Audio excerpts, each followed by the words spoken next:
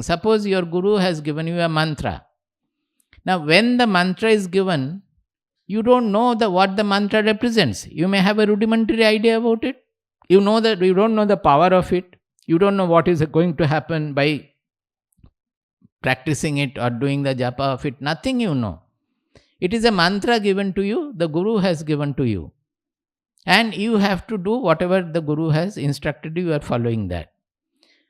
Now, what you have to do is the etad alambanam shreshtham. You have to consider that this is the highest, this is the supreme in life. Hold on to the refuge. Wherever you are taking the refuge, you have to have the full faith in that refuge.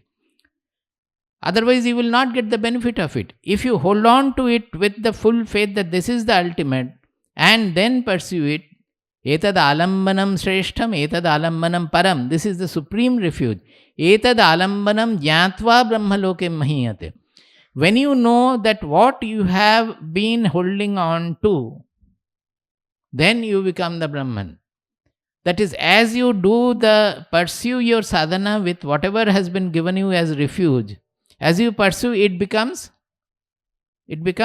getting enlivened. Like a fire, it blazes forth, blazes forth, blazes forth. It exposes its own nature. When we hold on to it as the ultimate refuge and do it with full sincerity, then it opens up its own truth slowly. And finally, that mantra becomes the most powerful, that through that you get completely fused into your own soul. You get it? This is how any mantra japa or any pursuit is to be done. That ultimate pursuit. When I say pursuit, it means for the ultimate truth. That when you are starting it, you don't know. It is your faith.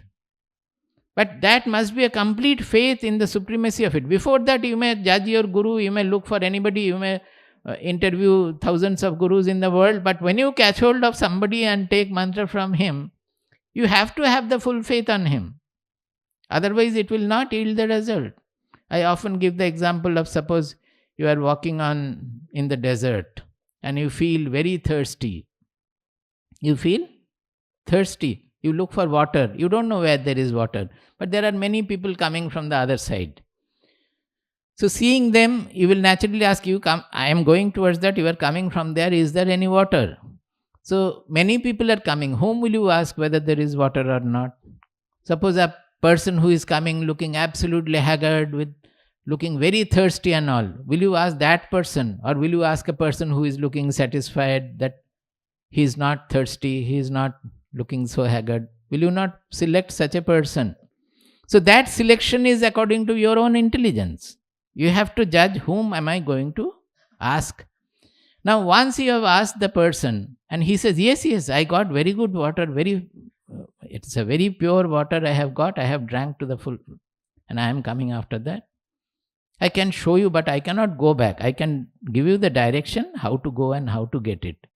So he tells you that you walk straight where you are walking for about 10 minutes or something, he says. And then you take exactly a right turn and walk again for 10 minutes. Then look to the left. You will find far away a top of the palm tree is being seen.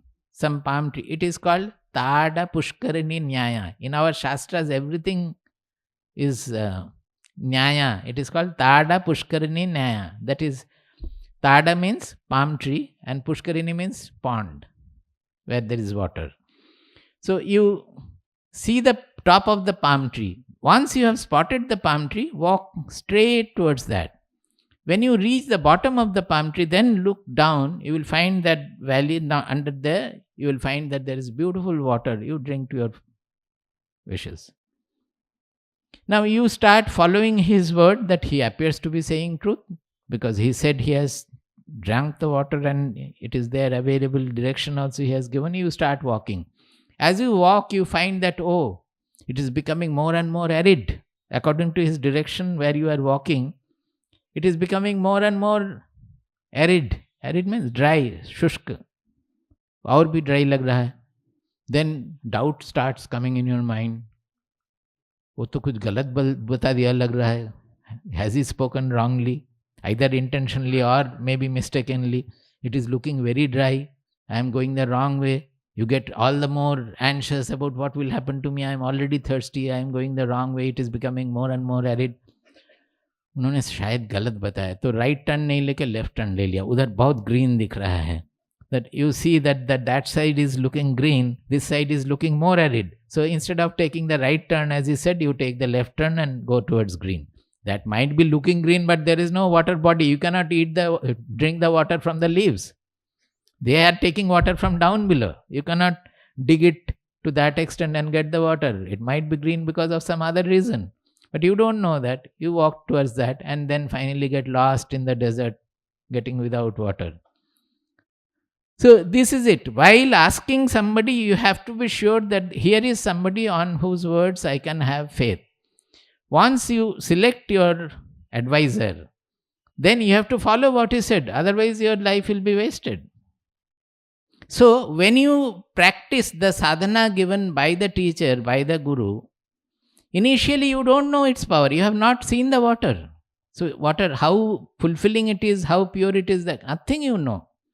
But as you proceed with that, slowly it opens up its own power. It starts getting more and more powerful. These mantras have become powerful because of that. Because people have lived these mantras and they have acquired power through the living. So when we live, the mantra opens up with its power. And finally it exposes, it unfolds itself. This is the way generally it happens.